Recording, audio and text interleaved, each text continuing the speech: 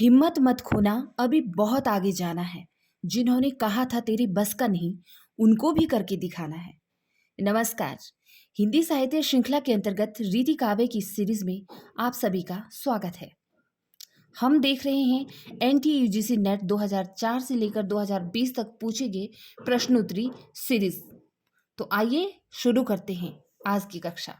पहला प्रश्न है, भक्ति और रीति काल के संधि कवि हैं विश्वनाथ प्रसाद मिश्र, विद्यापति, केशव दास या फिर चिंतामणि।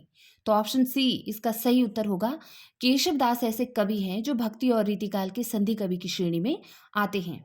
देखिए, भक्ति काल में भी इन्होंने रचनाएं की हैं और रीति काल में भी रचनाएं की हैं, या फिर इन दोनों युगों के बीच में इनको जोड़ने का कार्य किया है इन्होंने ऐसी रचनाएं लिखकर। ठीक है, तो केशव दास जो थे, इनकी जो रचना है कवि प्रिया, रसिक प्रिया, ये संस्कृत के लक्षण ग्रंथ हैं जिनका अनुवाद इन्होंने किया है। और जो इनकी रामचंद्रिका है उसमें उसका विषय जो है राम भक्ति का है। बाकी रसिक प्रिया, कवि प्रिया, नखशिख, छंदमाला, ये ऐसी रचनाएं हैं केशव दास की जो रीतिकाल काव्य लक्षण ग्रंथों के अंतर्गत आती हैं, है ना।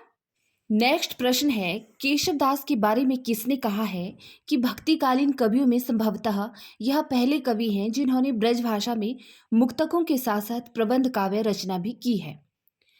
तो ऑप्शंस देखकर आप समझ गए होंगे, ऑप्शन ए इसका सही उत्तर होगा। डॉक्टर नगेंद्र का यह कहना है केशव दास के बारे में कि भक्तिकालीन कवियों में संभवतः यह पहले कवि हैं, कौन? केशव दास, जिन्होंने ब्रज भाषा में मुक्तकों की भी रचना की है और साथ साथ प्रबंध काव्य भी रचा है।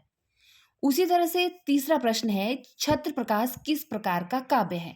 क्या यह रीति ग्रंथ है, चरित्र काव्य है, नीति काव्य है या फिर राज प्रशस्ति है? देखिए, छत्र प्रकाश रचना लाल कवि की रचना है जिसमें इन्होंने महाराजा छत्रसाल की जीवन चरित्र का वर्णन किया है दोहों और चौपाइयों में। तो ठीक है, तो यह एक चरित्र काव्य है क्योंकि इसमें महाराजा छत्रसाल का क्या है, जीवन चरित्र का ब्यौरा है। चौथा प्रश्न है स्क्रीन पर कि निम्न में से कौन सा अलंकार ग्रंथ नहीं है? रचनाएं हैं आपके सामने ऑप्शंस में, भाषा भूषण, पद्माभरण, वाणी भूषण या फिर रस रहस्य। तो ऑप्शन डी इसका सही उत्तर होगा। रस रहस्य ऐसा ग्रंथ है जो अलंकार ग्रंथ की श्रेणी में नहीं आता है। ठीक है, और जो रस रहस्य है वह किसका ग्रंथ है? कुलपति मिश्र की रचना है। ठीक है, कुलपति मिश्र रीतिकालीन जो कवि हैं, और इस रस रहस्य नामक ग्रंथ में इन्होंने क्या किया है, जो संस्कृत के विद्वान है ना आचार्य मम्मट, उनका जो रचना है काव्य प्रकाश, उसका छाया अनुवाद किया है इन्होंने। ठीक है, रस रहस्य में। जबकि भाषा भूषण जसवंत सिंह की रचना है, पद्माभरण पद्माकर की रचना है और वाणी भूषण जो है राम सहाय की रचना है। ठीक है, पांचवा प्रश्न है, गिरधर कवि राय की रचनाएं किस छंद में हैं? ऑप्शंस हैं रोला छंद में, कुंडलिया छंद में, अरिल छंद में या फिर दोहा चौपाई छंद में। देखिए, जो गिरधर कवि राय हैं, इनकी जो कुंडलियां हैं वो ज़्यादातर अवधी भाषा में ही मिलती हैं, है ना। और कुंडलियां इन्होंने रची है, इससे अनुमान लगता है कि ये अवध प्रदेश के रहने वाले होंगे शायद। और इनके नाम के साथ कवि राय या कविराज लगा है, तो इससे विद्वानों ने यह अंदाज़ा लगाया है कि ये भाट जाति से रहे होंगे, क्योंकि जो भाट होते हैं वे अक्सर कुंडलियाँ तथा इस तरह के अन्य छंद गा गा कर जो है भीख मांगते फिरते हैं, मतलब अपना जीवन इस तरह से व्यतीत करते हैं। और इनके बारे में एक जनश्रुति भी है कि कहा जाता है कि एक बढ़ई से किसी कारण इनकी अनबन हो गई थी, तो बढ़ई ने इनसे बदला लेने के बारे में सोचा और उसने एक ऐसी चारपाई बनाकर राजा को दी जिसके चारों कोनों पर चार पंखे लगे हुए थे, और जैसे ही उस पर कोई सोता था तो उसके चारों पंखे चलने लगते थे। तो राजा को यह बहुत पसंद आई, तो उसने और डिमांड की इस तरह की चारपाई की। तो फिर बढ़ई ने कहा कि इस तरह की चारपाई बनाने के लिए बैर की लकड़ी चाहिए। तो गिरधर कवि राय के आंगन में बैर का पौधा लगा था, जिससे कि गिरधर कवि राय बड़ा ही प्रेम करते थे। वह उस पौधे को काटना नहीं चाहते थे, लेकिन राजा ने एक ना सुनी और उनका पौधा काट लिया, सॉरी पेड़ काट लिया। ठीक है, और फिर इस पर क्या हुआ, कहते हैं कि इस बात से नाराज होकर गिरिधर कवि राय अपनी पत्नी सहित वहां राजपाट छोड़कर चले गए और आजीवन भर कुंडलियां सुना सुनाकर भीख मांगते हुए अपना जीवन व्यतीत किया। छठा प्रश्न है, कवित रत्नाकर का प्रमुख प्रतिपाद्य क्या है? प्रतिपाद्य अर्थात इसका प्रमुख उद्देश्य क्या है? भक्ति भावना, नीति भावना, रीति निरूपण या फिर वीर रस।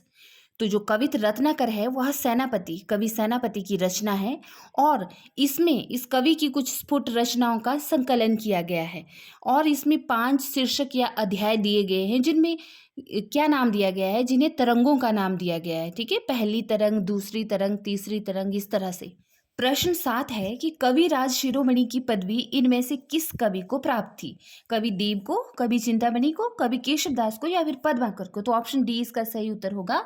पद्माकर को जो है कवि शिरोमणि की पदवी प्राप्त थी। कैसे? क्योंकि कहा जाता है कि जो पद्माकर थे वो समय समय पर बहुत सारे राजाओं के आश्रय में रहे थे, जैसे कि नागपुर, दतिया, सतारा, सागर, जैतपुर, उदयपुर, ग्वालियर, अजयगढ़ और बूंदी दरबार आदि। और कहा जाता है कि पन्ना महाराज हिंदुपति ने इन्हें 5 गांव जागीर में दिए थे। जयपुर नरेश सवाई प्रताप सिंह ने ही इनको कवि शिरोमणि की उपाधि भी दी थी और एक हाथी दिया था, स्वर्ण पदक दिए थे तथा जागीर दी थी। तो इस तरह से पद्माकर जो है कविराज शिरोमणि कहे जाते हैं, क्योंकि जयपुर नरेश सवाई प्रताप सिंह ने इनको कविराज शिरोमणि की उपाधि दी थी। नेक्स्ट प्रश्न है कि निम्न में से कौन सा असंगत है? बृहत कौमुदी मतीराम की रचना है, सही है। रस सारांश भिखारी दास की रचना है, बिल्कुल सही है। व्यंग्यार्थ कौमुदी रघुनाथ की रचना नहीं है, क्योंकि व्यंग्यार्थ कौमुदी जो है प्रताप शाही की रचना है। ठीक है, बाकी रस राज जो है मतीराम की रचना बिल्कुल सही है। इसीलिए ऑप्शन सी इसका सही उत्तर होगा, क्योंकि व्यंग्यार्थ कौमुदी रघुनाथ की रचना नहीं है। किसकी है? प्रताप शाही की। प्रश्न नंबर 9 है, रीतिकालीन कवियों का छंद निरूपण किससे प्रभावित है? ऑप्शंस हैं बृहत रत्नाकर से, छंदोदय प्रकाश से, साहित्य दर्पण से या फिर काव्य प्रकाश से। देखिए ये जो आपके सामने रचनाएं रखी गई हैं यह जो है कैसी हैं? छंद प्रधान रचनाएं हैं। लेकिन पूछा गया है कि रीतिकालीन कवियों का छंद जो निरूपण लिया है उन्होंने, तो किससे प्रभावित होकर लिया है? तो बृहत रत्नाकर से लिया है। ठीक है, क्यों? क्योंकि बृहत रत्नाकर एक छंद शास्त्रीय संस्कृत ग्रंथ है और छंदो विवेचन की दृष्टि से यह एक प्रौढ़ रचना मानी जाती है। और बृहत रत्नाकर किसका ग्रंथ है? केदार भट्ट का, याद रखना है। ओके, चलिए जी, प्रश्न नंबर 10 है हमारे सामने, निम्न में से असंगत कौन सा है? कौन सी रचना असंगत है? रचनाकार है और रचनाएं दी गई हैं। ठीक है, ऑप्शन है अलंकार चंद्रोदय रसिक सुमति की रचना है, बिल्कुल सही है। रामालंकार कवि गोप की रचना है, सही है। रामचंद्र भूषण कवि ग्वाल की रचना है, यह गलत है। ठीक है, क्योंकि रामचंद्र भूषण जो है कवि गोप की ही रचना है। अलंकार पंचासिका जो है मतीराम की रचना है, इसीलिए ऑप्शन सी इसका सही उत्तर होगा। प्रश्न नंबर 11 है कि वार वधु विनोद नामक रीति ग्रंथ का वर्ण विषय क्या है? क्या इस ग्रंथ में रस निरूपण का वर्णन दिखाया गया है, या फिर यह अलंकार निरूपण वर्णन दिखाया है इसमें, या फिर नायक नायिका भेद दिखाया गया है, या नायिका भेद? तो ऑप्शन डी इसका सही उत्तर है। वार वधु विनोद में नायिका भेद तथा नक्षिक का वर्णन किया गया है और यह कालिदास त्रिवेदी की रचना है। ठीक है, कालिदास त्रिवेदी की रचना है। और एक और कालिदास त्रिवेदी की बहुत मशहूर रचना है, आपने सुना होगा, कालिदास हजारा नाम से। ठीक है, याद रखना है। प्रश्न नंबर 12 है, निम्न में से असंगत कथन का चयन कीजिए। ऑप्शंस हैं रसभूषण याकूब खान की रचना है, सही है।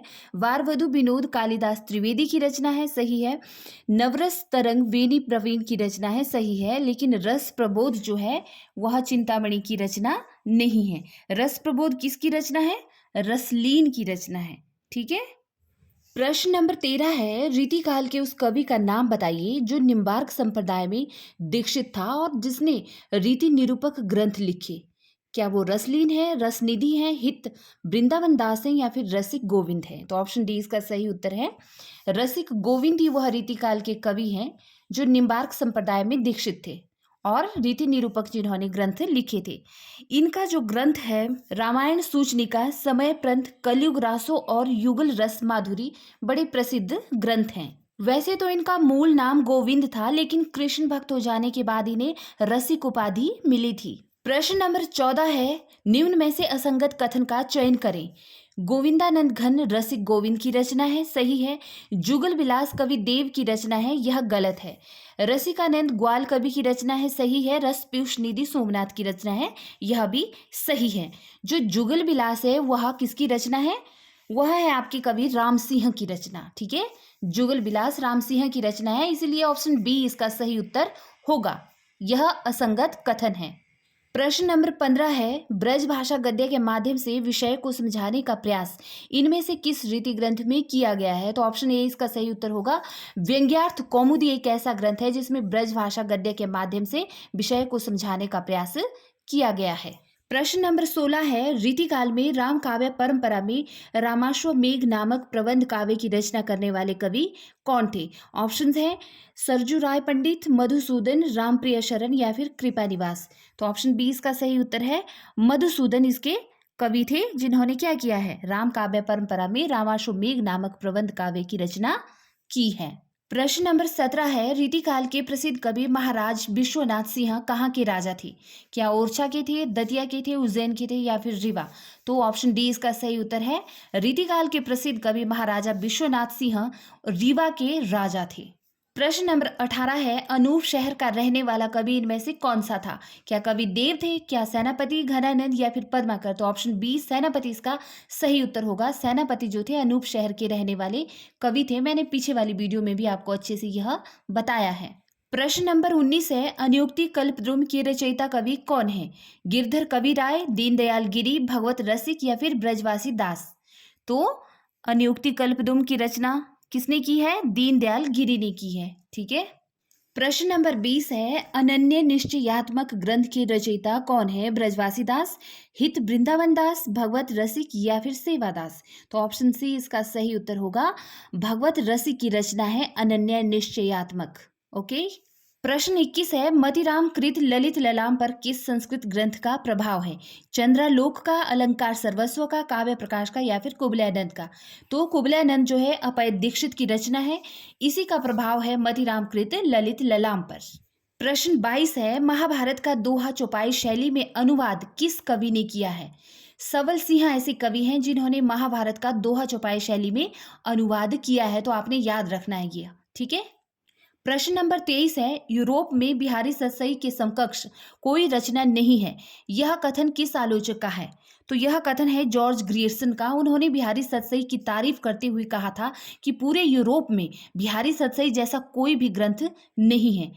इसी तरह प्रश्न नंबर 24 है कि भाषा पर जैसा अचूक अधिकार इनका था वैसा और किसी कवि का नहीं। घनानंद के विषय में यह उक्ति है आपके आचार्य रामचंद्र शुक्ल की, है ना। हम कई बार इसको डिस्कस कर चुके हैं। चलिए आगे देखते हैं प्रश्न नंबर 25। बिहारी सतसई की अमर चंद्रिका टीका किसने लिखी? कृष्ण कवि ने, सुरती मिश्र ने, रत्नाकर ने या फिर भगवान दीन ने? तो ऑप्शन बी इसका सही उत्तर होगा। बिहारी सतसई पर बहुत सारी टीकाएं लिखी गई हैं, तो सुरती मिश्र उनमें से एक हैं और जिन्होंने अमर चंद्रिका के नाम से बिहारी सतसई की टीका लिखी है। प्रश्न नंबर 26 है, इनमें से सर्वांग निरूपक कवि कौन है? क्या भिखारी दास, नागरी दास, भूषण या फिर बेनी प्रवीण? तो ऑप्शन ए इसका सही उत्तर होगा। भिखारी दास क्या है? सर्वांग निरूपक कवि हैं। प्रश्न नंबर 27 है, मेरे कर मेहंदी लगी है नंदलाल प्यारे, लट उर्जी है नकवे सर संभारी दे। पंक्ति किस कवि की है? पद्माकर, सेनापति, कालिदास त्रिवेदी या फिर आलम? तो यह पंक्ति है कालिदास त्रिवेदी की कि मेरे कर मेहंदी लगी है। प्रश्न 28 है, नैन पचासा ग्रंथ के रचयिता कौन है? तो नैन पचासा ग्रंथ जो है ना सूदन का है, ना ग्वाल कवि का है, ना ही द्विजदेव का है, बल्कि यह है कवि मंडन का। क्या नाम है इसका? नैन पचासा।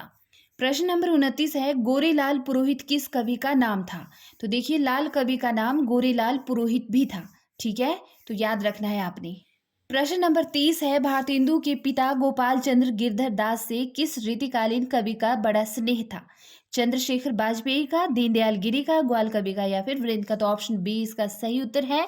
दीनदयाल गिरी का जो है भारतेंदु के पिता गोपाल चंद्र गिरधर दास से क्या था? बहुत ही प्रेम था, स्नेह का रिश्ता था। ओके, तो ये थी आज की 30 महत्वपूर्ण बहुविकल्पीय प्रश्नोत्तरी जो कि रीति काव्य पर बेस्ड थी और NTUGC नेट 2000 से लेकर 2020 तक पूछे गए प्रश्नों का संकलन में 30 प्रश्न करके आपके समक्ष रख रही हूँ। वीडियोस को लाइक कीजिएगा, सबसे ज़्यादा जो है इनको अच्छे से समझिएगा, जानिएगा, क्योंकि यही प्रश्न है जो आपकी आगे की परीक्षा की रणनीति तैयार करेंगे।